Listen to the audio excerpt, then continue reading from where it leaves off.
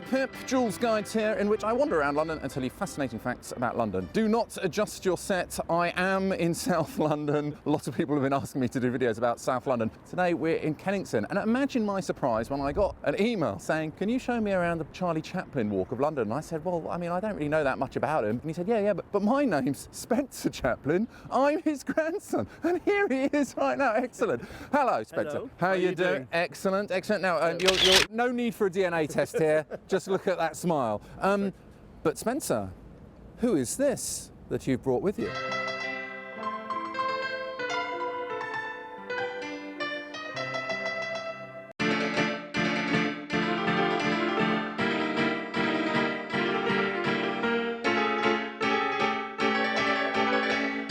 So Charlie Chaplin had 4 wives or something, and 4 wives, many lovers throughout his life. Yes. 11 kids. So which ones are you? Our dad is the 5th child out of 8 that he had with Una O'Neill, and Una O'Neill is the daughter of Eugene O'Neill, the playwright. Okay. Yes. The one who wrote Long Day's Journey into Night and Iceman Cometh. Iceman Cometh. Yeah. And their dad recorded some of the Heroes album. David Bowie Heroes album. Yeah, and Queen. And Queen. Now, Charles Spencer Chaplin was born in 1889, 4 days before Hitler. In the autobiography, it says that Charlie Chaplin was born over in East Street, but we're not going to go down there, even though there's a blue plaque. But some people have claimed that he was actually born a gypsy in the West Midlands. Well, I'm not having that.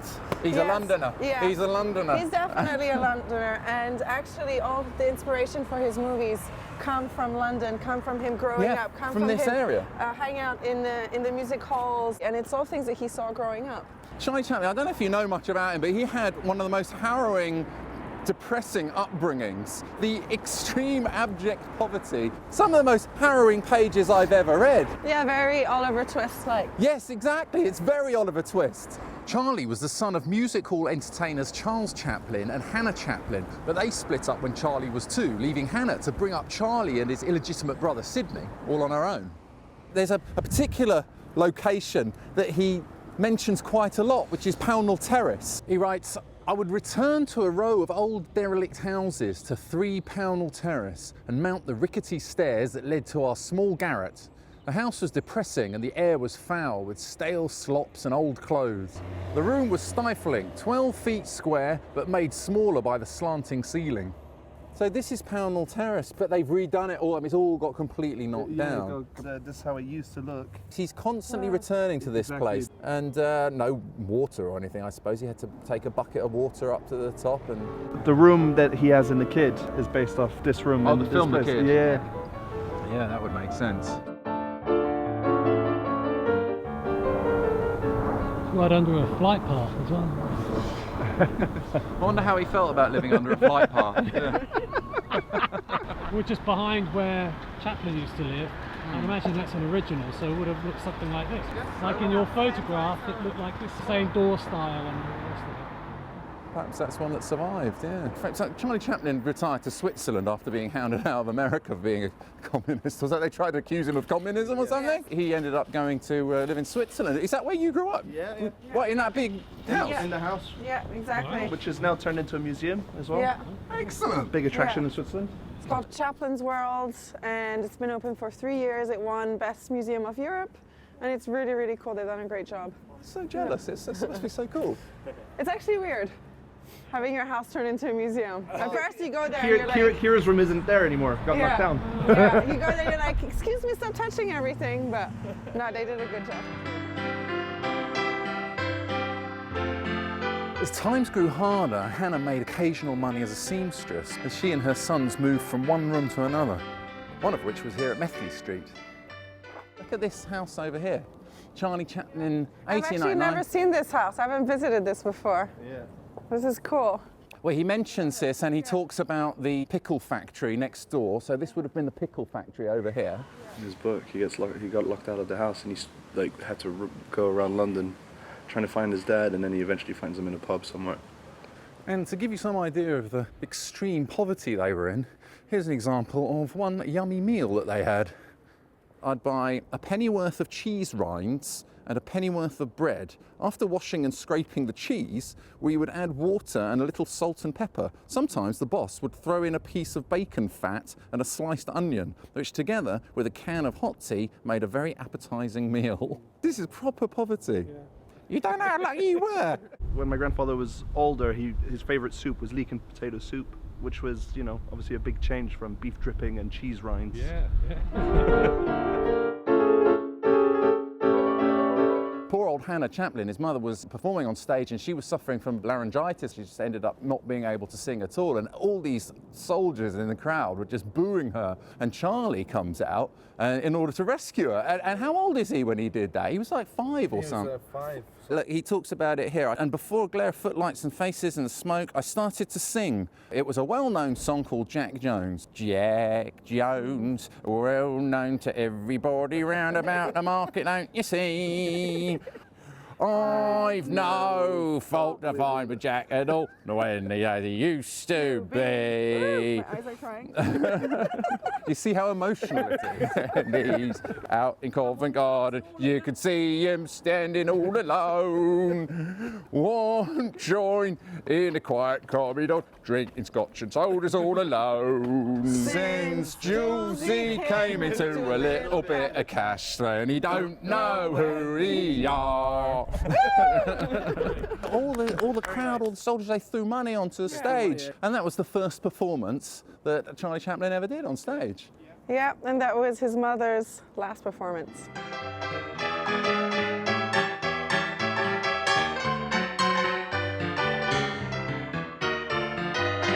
This pub here is the Tankard, so Charlie Chaplin would walk all the way around this whole neighbourhood, and he describes how he used to walk past here and see these stars from the vaudeville age. You know, all that, whoops, Mr. Miggins, you're sitting on me artichokes, all that sort of stuff. Those guys would all be hanging around here with their checkered suits and their grey bowler hats, just falling out of this pub, and I suppose he was a little bit starstruck, because that's what his dad did for a living, and his mum. Whoops, Mr. Rothschild, how's about your father? I mean, he died at 88. When you consider how his upbringing was, how unhealthy. You guys are from some pretty good stock. We were just saying about how your grandfather, I mean, for someone who ate beef dripping and stuff like that, and got punched in the face the whole time, was falling over, he lived to the age of 88, which is a good innings. He's got some good genes. Yeah, and as my sister rightly points out, he didn't have any trouble getting it up either, by all accounts. When he was an old man. He had his last son at 73 years old. Whoa. No Viagra back then.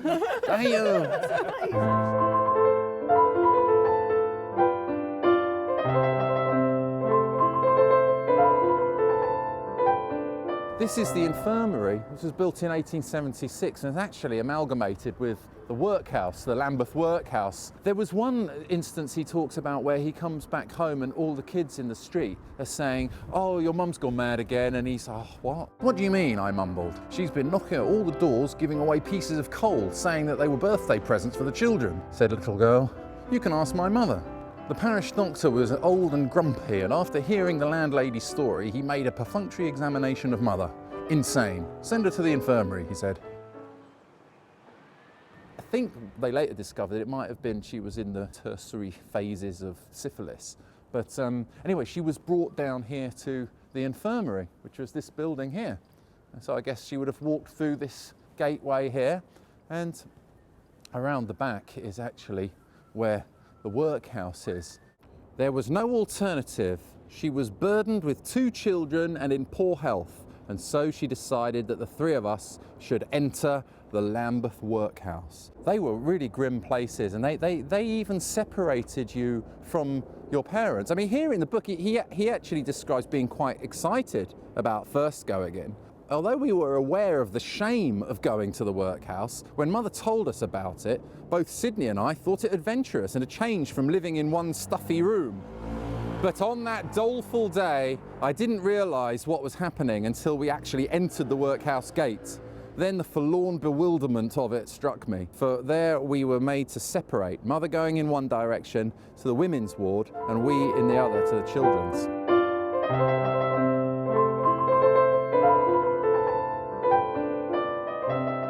So they tried to make your time in the workhouse as unpleasant as possible, and they'd split you up from your family, and they're pretty grim places. It's now the Cinema Museum. So, surprise, surprise, why did it become the Cinema Museum? Because inside there's a huge Chaplin shrine, which I find kind of like, this is like the worst moment of his life, where his mother came and like the best moment, and then now they kind of milked it for a little bit. A little bit, yeah. Hannah, Charlie's mom, got taken into the women's ward, and she had to wear a sweater of a different color, so everyone knew that she'd had a son out of wedlock, and so she could be shamed by all the other women who were also there. So already you're going in and you're shameful of going in, but they'll shame you extra.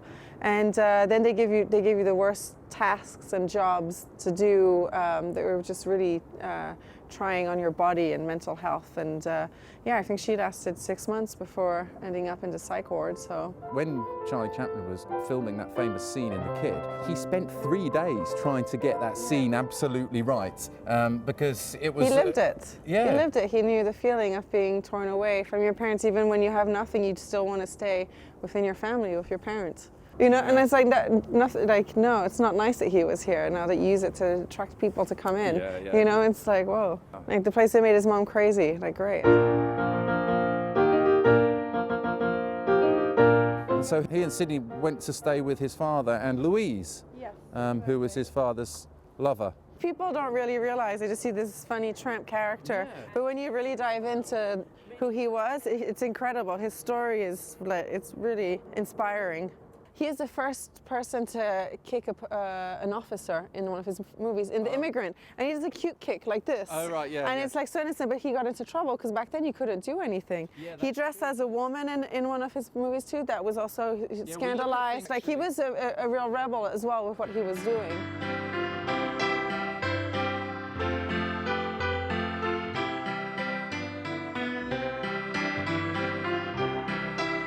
And they return his clothes to him, all crumpled and unironed. And him and Sydney, they both go to go meet their mother, and they're looking a bit dishevelled and look rather sorry sight. And he talks about how they bought some cherries and they came down to Kennington Park here. It was morning and we had nowhere to go, so we went to Kennington Park. Sydney had 9p tied up in a handkerchief, so we bought half a pound of black cherries and spent the morning sitting on a bench in the park eating them. Sydney crumpled up a sheet of newspaper and wrapped some string around it, and for a while the three of us played catchball. Yay! They didn't do it quite like that. I'm sure they had a lot more fun. I'm so jealous, I'm missing out on all the fun. In the afternoon, we made our way back to the workhouse. It just sounds so kind of pathetic, do you know what I mean? It's this sad scene. It is. So I guess you have to make your own fun when it's like that, you know? Do you want your toy back? It's nice to see that you're really invested into this video. How dare you? How very dare you? It's your grandfather. It's our family tradition games. Like, I should be this is what making... we play every Sunday afternoon.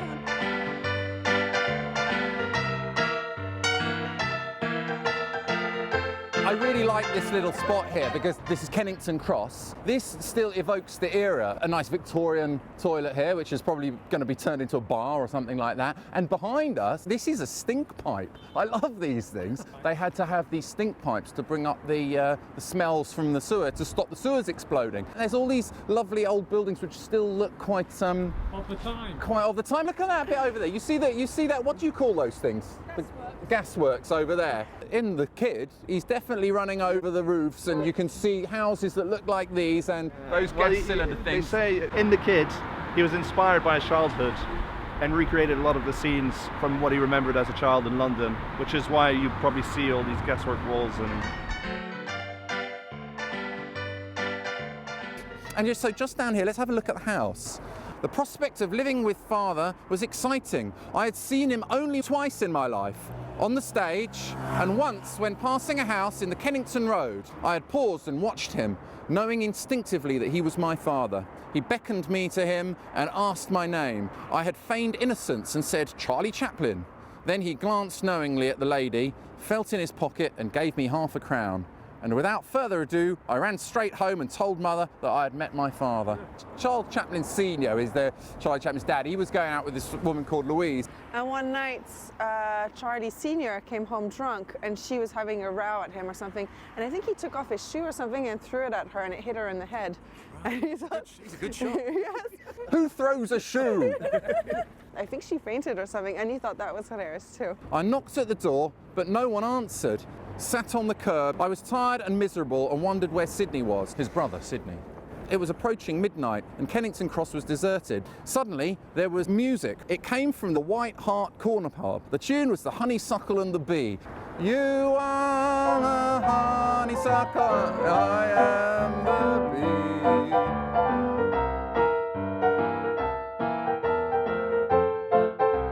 There's a kebab shop over there, which used to be a butcher, which he mentions. I've forgotten the story. When he was a kid, he saw a sheep running up and down the street here. And at first, he thought it was hilarious because it was running around. I remember one escaped and ran down the street to the amusement of onlookers. One tried to grab it, and others tripped over themselves. I giggled with delight, it seemed so comic. But then the butchers caught it. This had a really big influence on how he made his films. But when they caught it, the reality of the tragedy came over me, and I ran indoors to Mother, weeping, "They're going to kill it, they're going to kill it." That stark spring afternoon stayed with me for days, and I wonder if that episode did not establish the premise for my future films. And you realise, you know, you could mix comedy with tragedy. And you're so moved by it that you're actually tearing up. Yes, I know. I've been tearing up all day. It's such a beautiful choice. Very touching. From the pub, 3 doors away, I could hear the customers at closing time singing drunks, bawling out a maudlin, dreary song that was popular in those days. It might be. I mean, you pick up 3 doors down, right?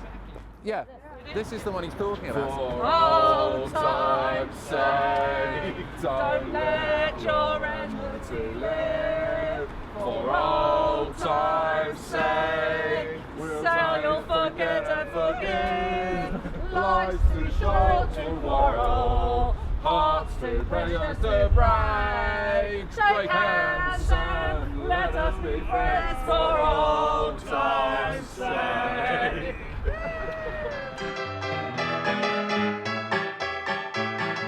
We've just walked down Black Prince Road, and over here is the Jolly Gardener. This is where Charlie Chaplin used to practice tap dancing on these things. Here, look. And they must get really sick of people coming down here and doing it.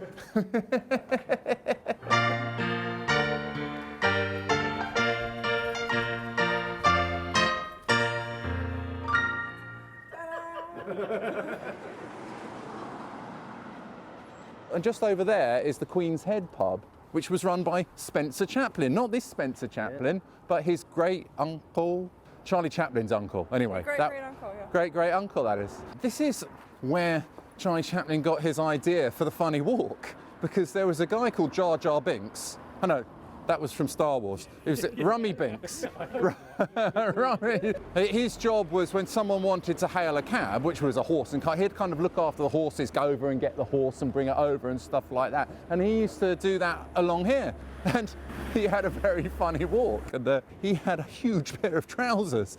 And Charlie Chaplin always used to take the mick of him. And they've now conveniently turned it into a bistro, so we can't go for a pint. You must be used to seeing your grandfather all over the place, like advertising stuff. No, this is fine. It's actually quite tame. Kiera, I don't know if you remember when we were in New York, saw a book. But on the cover of the book, Charlie Chaplin with a massive, huge penis. Do you remember? Yeah, It's like wrapped around and stuff. Yeah. We've seen some weird stuff. Like this is cute. Like we've seen some weird, like what? Do you remember that? Yeah, I remember. I think I have pictures of it.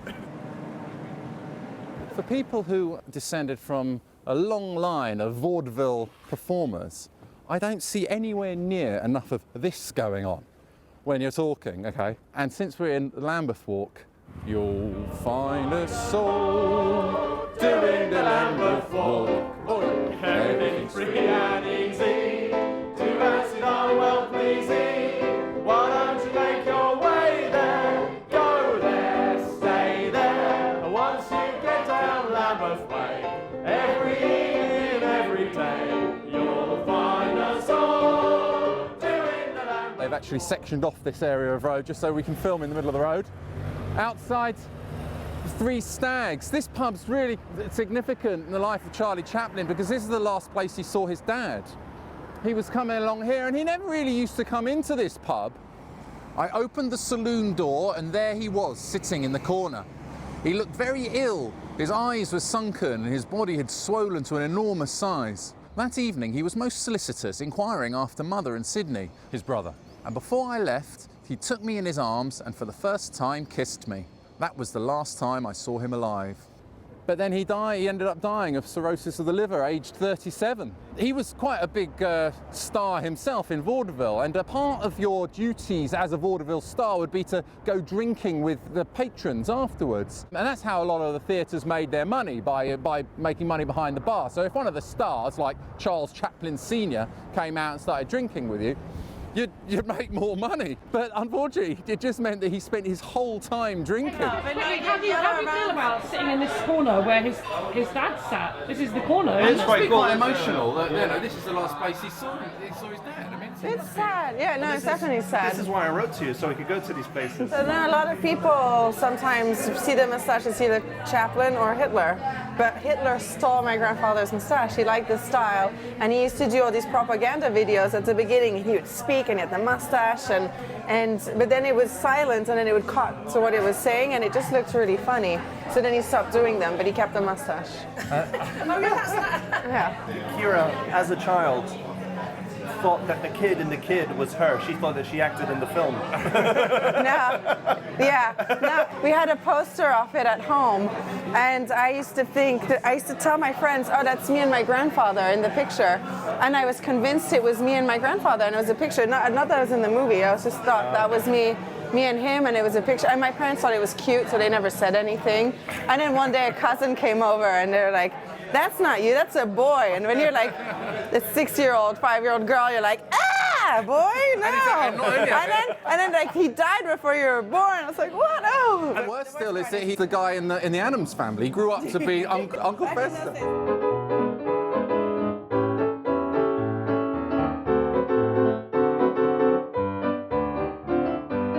This Elephant and Castle.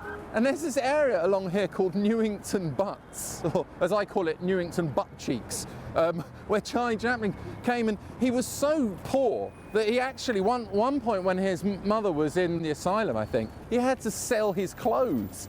And his clothes were just too threadbare and nobody was interested. He was still remained staying in this Pownall Terrace place, even though his mum wasn't there. He didn't want the landlady to know.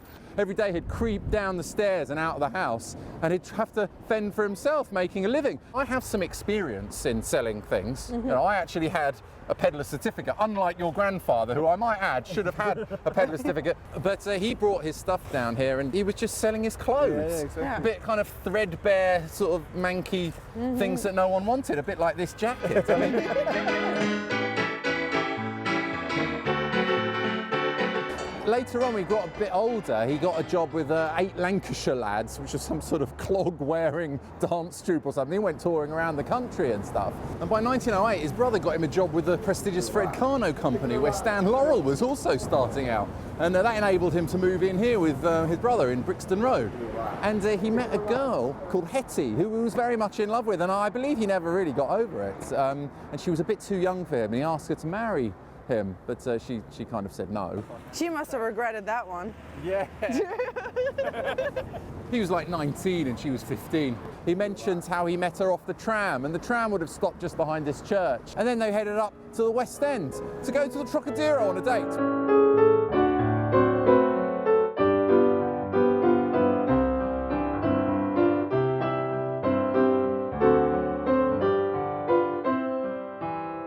He performed here in the Hippodrome when it was first built, actually, and in that show he performed with an extremely small person. Straight across, second turn in, right. Thank you. Yeah. You know your way? What's going on? How's it going? Very well. How's it going with you? Very well. Give you a little bit. Make sure you can pick him. Anyway, everybody, welcome to the Hippodrome Casino. My name's Michael. I'm the host here, host with the most. All right, and stuff. But just to come over here, because we've got a history board basically of people who's performed here over the years, basically. And this #1 chappie here performed here when he was sort of like 10, 11 years old. In the very first show that was shown in here was called the Giddy Austin Show, basically. And this young gentleman here was with him called Little Titch as well. And then you had people like Tom Jones, Bruce Forsyth, Ichabod Humperdinck, Lulu. And now Michael. And now me, obviously. And now me. The funny thing about this picture is that it's a picture of a wax figure of someone else dressed up as my grandfather, who I think was a woman. Well, you think your grandfather was a woman? The best ever thing that I've seen on film. The doors open and he pretended he was part of a cuckoo clock. Oh, yeah. Yeah. Awesome! Absolutely.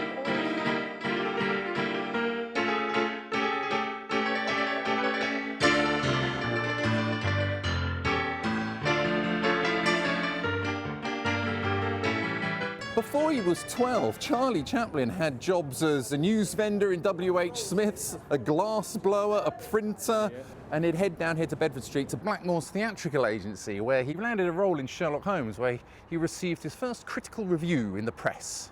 Although hackneyed and old-fashioned, Sammy was made vastly amusing by Master Charles Chaplin, a bright and vigorous child actor. I've never heard of the boy before, but I hope to hear great things of him in the near future.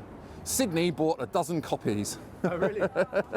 And even on his little jobs, it's like that's kind of what it's like being an actor before you make it big. Usually you do have all these little side jobs. Yeah, not Nothing's normally changed. not normally glass blowing, and he's got a better CV than I have. I think, and that was by the age of 12.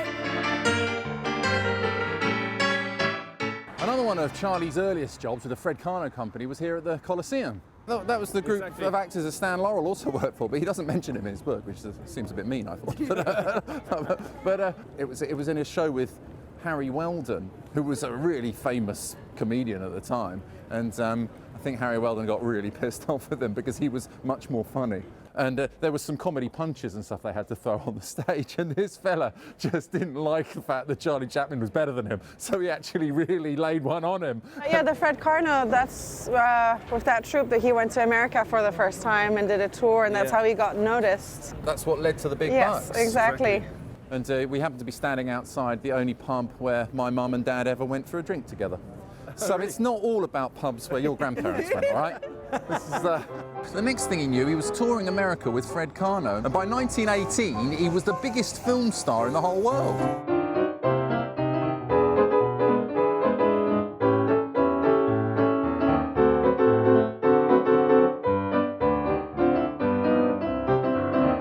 And all the adoring fans came. This whole street was completely mobbed with people trying to see Charlie Chaplin. It was unbelievable. Mr. Chaplin! Mr. Chaplin!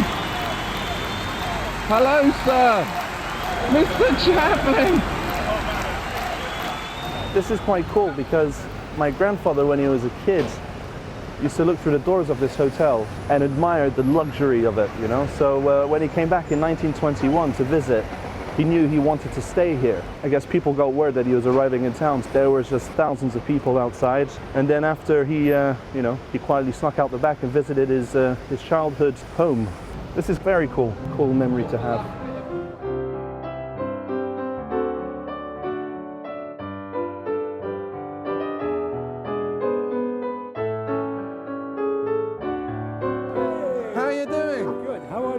I've got a surprise for you. Oh yeah. This is Spencer Chaplin. Hello. And this is Kiera Chaplin. Hi. They are the grandchildren of Charlie Chaplin. Wow. Really? Yeah, they really are. How long have you been doing Charlie Chaplin impressions for? About 47 years. You've been Charlie Chaplin for longer than Charlie Chaplin was? From my country, no long time ago, from Iran. All right. Where do you come from? Iran. Iran. Persia, Iran. Persia, I know. Yeah, salam, chatori. Banisti?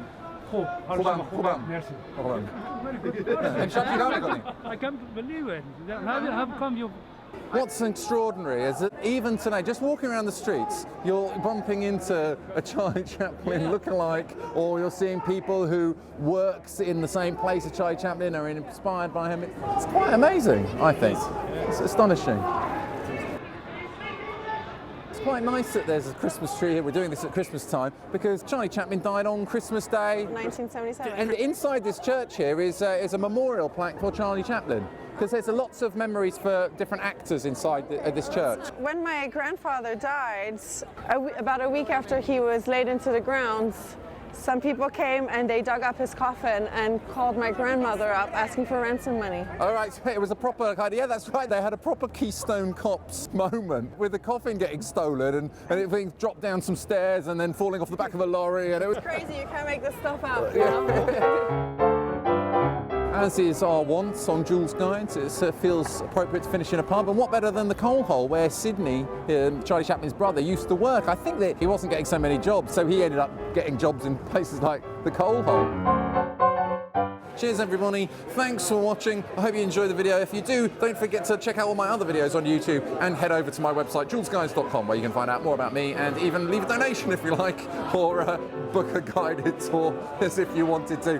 Cheers, Spencer. Hey, cheers. Cheers. Thank you very much. No, thank you. Cheers, Kiera. Lovely to meet you. Cheers, Simon. Cheers. See you next time, folks.